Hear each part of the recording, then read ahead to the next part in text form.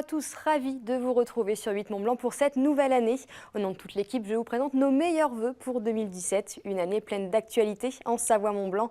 Voici d'ailleurs les titres que nous allons développer en ce lundi 2 janvier. C'est bien évidemment le premier conseil municipal de la nouvelle commune d'Annecy. Les 202 élus se sont réunis pour élire le nouveau maire. Sans surprise, c'est Jean-Luc Rigaud, ancien maire d'Annecy, qui occupera le poste. Alors quel changement pour la ville et ses habitants? Élément de réponse dans ce journal. Puis direction Chambéry où la ville respire un peu mieux. Fini les emprunts toxiques contractés depuis des années. Désormais, le taux d'emprunt sera fixe. Un soulagement pour le maire, vous l'entendrez. Depuis le 1er janvier, Annecy est devenue la 29e ville de France en termes de population, passant de 50 000 à 126 000 habitants. Objectif affiché, réaliser des économies alors que les subventions de l'État sont en baisse constante. Ce lundi se tenait le premier conseil municipal XXL, 202 élus sous haute surveillance puisque plus d'une quarantaine de gendarmes étaient présents pour assurer le bon déroulement du conseil. Emmanuel Jaude, vous étiez sur place. Et oui Pauline, il s'agissait donc ce lundi soir d'une date très importante pour cette toute nouvelle commune d'Annecy et ses 128 000 habitants. En effet, les 6 communes, Annecy, Annecy-le-Vieux, Crangevrier, Métais, Sénaux et Pringy, sont donc devenues une seule et même entité depuis ce 1er janvier, donnant lieu à un premier conseil municipal, tout simplement hors norme. Rendez-vous compte, on dénombre pas moins ici de 202 élus présents au Cap-Péria de Sénaux, soit l'addition des 6 conseils municipaux cumulés. Ça nous change la vie effectivement, mais ce n'est pas ce qui va nous changer la vie de façon plus conséquente, puisque vous n'êtes pas sans savoir que demain, Pringy deviendra une commune déléguée, que moi-même je serai maire délégué, et dans cette nouvelle formation de commune nouvelle, où après 18 mois de réflexion, on a le sentiment quand même qu'on a fait le bon choix. Tout est clair, pas tout à fait quand même, parce qu'il y a encore pas mal de mises au point, mais l'essentiel quand même est défini. Et on a le sentiment encore une fois que pour nous, on a fait le bon choix et on est convaincu que tout va très très bien se passer. Et sans grande surprise, c'est donc Jean-Luc Rigaud, jusqu'à aujourd'hui maire de l'ancienne Annecy, qui prend donc les rênes de cette nouvelle commune, désormais 29e commune de France par nombre d'habitants. Mesdames, Messieurs les conseillers municipaux, est élu maire d'Annecy, Monsieur Rigaud Jean-Luc.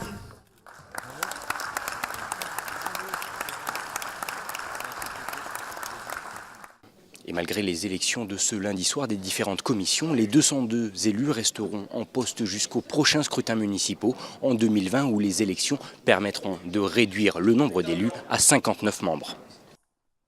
On vient de le voir avec Emmanuel Jaude et Camille Rivollet, la fusion des 6 communes est désormais effective. Si les conseillers municipaux resteront en place jusqu'aux prochaines élections, les habitants, eux, devraient voir quelques changements. Seront-ils vraiment profonds? Élément de réponse non exhaustif avec Sébastien Germain.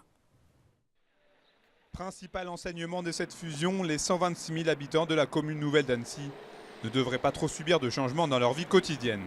Notons néanmoins une nouveauté dans les adresses postales. Dorénavant, il faudra faire figurer sur les enveloppes la commune de résidence ainsi que son code postal. Et enfin, le nom de la commune nouvelle, c'est-à-dire Annecy. Toujours dans le registre des adresses, plusieurs noms de rues identiques ont été relevés dans certaines des 6 communes associées. C'est notamment le cas à Annecy-le-Vieux et à Sénaux avec la rue Jean-Mermoz. On trouve pareil cas de figure avec la rue de la Libération présente à Annecy et à Crangevrier. Pour éviter toute confusion, il a donc été choisi de changer le nom de la rue dans la commune où le nombre d'habitants et d'entreprises est le plus faible. En ce qui concerne les formalités administratives, aucun changement notable n'est à signaler. Les formalités de mariage, les déclarations de naissance et les demandes d'actes d'état civil se font toujours dans les mairies des communes déléguées. L'hôtel de ville d'Annecy abritera les bureaux du maire de la commune nouvelle d'Annecy, élu ce lundi soir par les 200 conseillers municipaux de la nouvelle entité. Il regroupera également tous les services supports. On parle là des finances, des ressources humaines ou encore des affaires juridiques. Pour les écoles et les crèches de la commune nouvelle, là aussi pas de nouveauté. Aucun changement des rythmes scolaires n'est prévu avant 2020. Enfin, au niveau des impôts locaux, Annecy, Annecy-le-Vieux, Pringy, Métais et Sénaux se sont engagés à unifier la fiscalité sur 12 ans avec un effort fait pour la taxe d'habitation. Grâce à cette fusion historique, Annecy est officiellement devenue la 29e commune française en termes de population. De quoi voir l'avenir en grand et espérer peser davantage dans la région Auvergne-Rhône-Alpes. Je vous le disais en titre, la ville de Chambéry en a donc fini avec ses emprunts toxiques. Une bonne nouvelle pour la municipalité savoyarde. Après sa sortie il y a quelques mois de deux d'entre eux, cette fois-ci, elle a pu renégocier son dernier emprunt dit toxique. Un emprunt indexé sur le taux de change dollar-yen. Le taux sera de 0,98% et surtout c'est un taux fixe. Il permettra donc à la ville de sécuriser définitivement les 5,3 millions d'euros de capital restant dû, ainsi que sa durée résiduelle de 17 ans et 6 mois et donc sans rallongement de durée. Pour autant, cela continuera d'affecter les budgets de la ville, comme nous l'explique Michel Dantin au micro d'Emmanuel Jaude.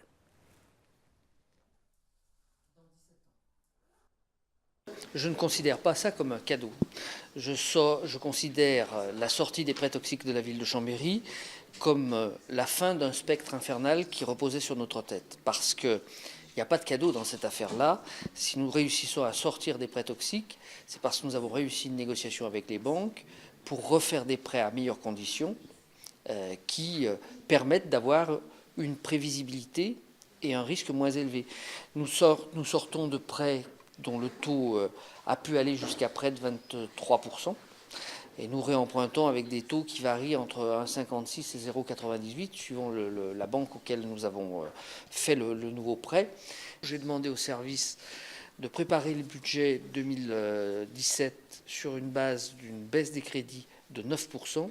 Je sais aujourd'hui que ce n'est pas suffisant pour boucler le budget 2017.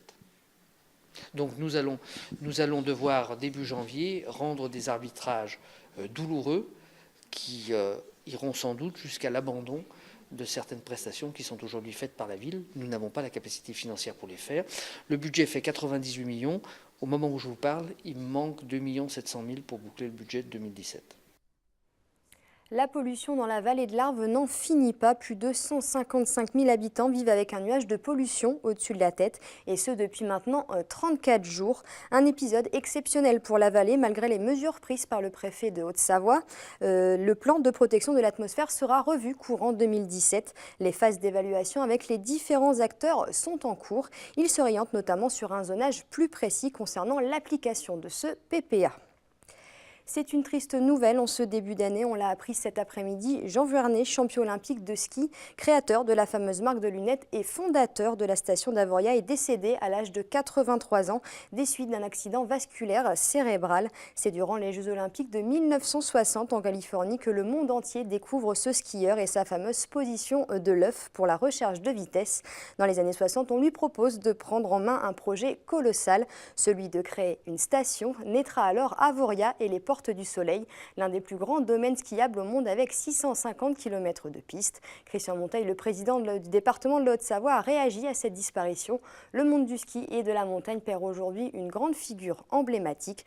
Jean Vuarnet s'est éteint au moment où la station, née de son imagination, s'apprêtait à fêter ses 50 ans.